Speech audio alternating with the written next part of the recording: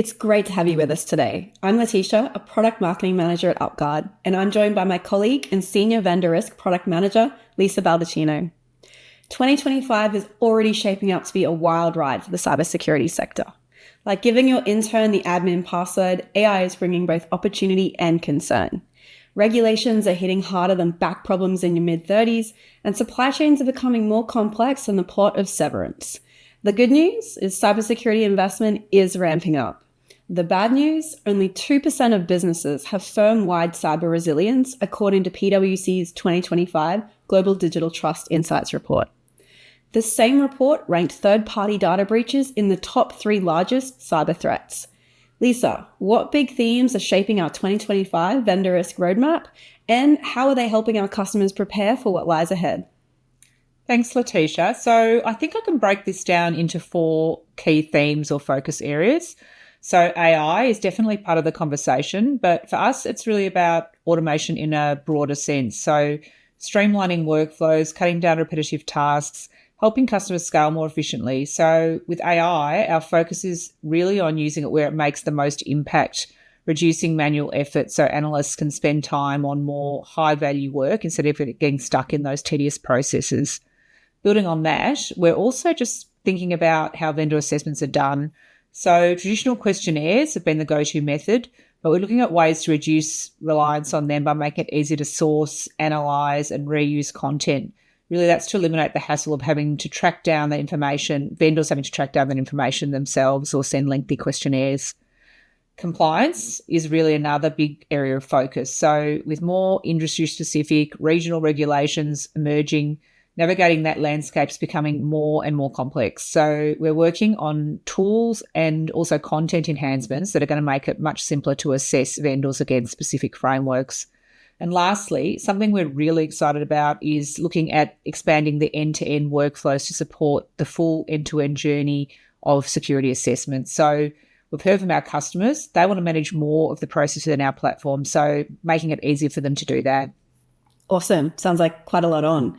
With AI playing such a key role, can you maybe share how you're planning to expand its impact on the 2025 vendor risk roadmap? Yeah, so sure, we're off to a good start. So right now we've released our security profile and instant risk assessment to our beta customers, and we're getting ready to roll that out to everyone, which is really exciting. So just a quick recap on that one. Those features allow users to scan any document, match it against security controls using AI, identify gaps and risks. So the goal there is to reduce the need for lengthy questionnaires and to make those assessments faster and easier using any documents. But we're also leveraging AI to simplify the process of preparing risk assessment reports. So with just a few clicks, customers can generate a report with actionable insights, which are based on the findings and the work they've done in that security profile. So the feedback from beta customers has been really positive so far. They're seeing significant time savings, and the inputs they're sharing are really helping us shape our next round of enhancements, as this continues to be a key focus area for us this year. Yeah, awesome. That's so exciting. And I've also heard such great feedback from that early beta group. So I look forward to more customer feedback coming our way. Can you maybe share what's in the works for AI next? Yeah. So we've got a few sort of key areas where we're looking at from an enhancements point of view. So the first one is the stronger alignment with security frameworks, so ISO, NIST, others, and that's really about helping customers map the assessments they're doing with the security profile more easily to those frameworks. The second one is around flexibility. So it's flexibility to support customer requirements, so giving customers more control over the structure and also the scope of their assessments, which we know is an important thing for some of our customers. The third one is really around expanding access to preloaded content. We know that's valuable. The objective there being users shouldn't have to source that information themselves, where we can find that. The last one is around automating more of the process. So as an example, say setting up workflows based on the vendor relationships or risk tiers to streamline decision-making there and just make that process more seamless. So ultimately, it's all about making assessments faster, more accurate, less of a manual burden for our customers. So, everything we're doing to improve is really with that objective in mind. Yeah, awesome. It sounds like a lot of the next phase is going to be around making AI-powered risk assessments like more adaptable and flexible, which is super exciting. You also mentioned that end-to-end workflows and compliance are other key themes in the roadmap. Can you maybe give us a sneak peek at some of the features or the innovations that's planned in this area? Yeah, so one of the biggest opportunities we see to simplify things for our customers is improving how assessment requests are managed from the very start. So making it easier for business users outside of the platform to request those security assessments and view their results directly in the platform. That means really that security teams spend less time chasing down that information or managing those requests outside of the UpGuard platform. Yeah, awesome. And that makes so much sense. What about on the compliance side? What's happening there? Yeah, so definitely been a theme today, huge focus area for us. I mentioned how that would integrate with security profile, with compliance-based assessments, but also just in a broader sense, looking at expanding our support for new and evolving frameworks, which is something that we've always done. So last year we added 10 new frameworks, updated several more. We're keeping the momentum going on this. So kicking off things shortly with the CIIQ and PCI DSS updates this quarter, and more to follow throughout the year. So our goal is really to make sure customers can easily assess their vendors against latest standards, whatever frameworks apply to them, without them having to do the heavy lifting of tracking those updates, those frameworks, or having to do that mapping themselves. Cool. And maybe on the topic of expanding support, we recently welcomed a new product manager who's dedicated to integrations, news that I'm sure many of our customers will be very excited by. How does this move enhance our 2025 roadmap, and what can customers expect in terms of better interoperability with the tools and processes that they use? Yeah, so Matt recently joined us as our dedicated product manager for integrations, which is great. So having someone fully focused on this means we can build integrations alongside new features rather than treating them as a separate feature or an afterthought. So a really good example of where that's going to be really valuable is with this feature around managing inbound security assessments.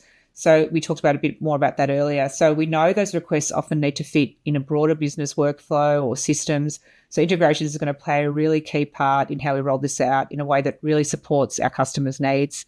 And beyond that, Matt is also just on a broader sense looking at how we scale overall approach to integration. So ensuring we can expand more efficiently. So there's a lot happening in this space, and I'm sure you'll hear more from him at upcoming summits as he comes to share his plans. Yeah, awesome. And on the topic of other innovations happening across the UpGuard platform, we've got some really exciting new product developments in the pipeline, like user risk, which is designed to help organizations evaluate risks associated with their users' SaaS and AI usage. How do you see some of these complementing vendor risk customers? Yeah, that's a really exciting one for us. So user risk brings a lot of value to vendor risk customers. So having both of them in the same platform makes those crossover points just so much more seamless. So one of the biggest benefits is around vendor discovery. So user risk, as you sort of touched on earlier, helps identify products that employees are using that may be unapproved or not on the security team's radar. So from there, we've built workflows that automatically flag these vendors for assessment and also, to monitor directly within vendor risk and get started much more quickly and easily. So beyond that, user risk provides a much deeper insight into how products and vendors are being used and the risks associated with things like access management, AI usage, etc. So that's going to give security teams conducting third-party assessments a much more comprehensive, evidence-based view of a vendor's risks. That's going to make it easier to ultimately manage and mitigate those potential threats. And yeah, I guess on that, just to mention, we're actively looking for design partners to help shape that product. That program is well underway, and those already involved are gaining valuable insights. So if any customers listening are interested in getting involved, we'd certainly love to hear from them. Yeah, that's such a great call out, Lisa. As a design partner, you're not only helping to shape the product to fit the needs of your organization, but you're also gaining the immediate value in uncovering shadow IT within your own organization. So it's certainly a great opportunity to be involved in. Lisa, to really wrap up our fireside chat today, I guess my last question is, what are you especially excited about in our 2025 roadmap, or really what updates do you think customers will find the most valuable? Yeah, so I guess for me, it's hard to look past the security profile and instant risk assessment, which really are game changers, especially with all the enhancements that we've got planned and that being continued focus area for us in 2025.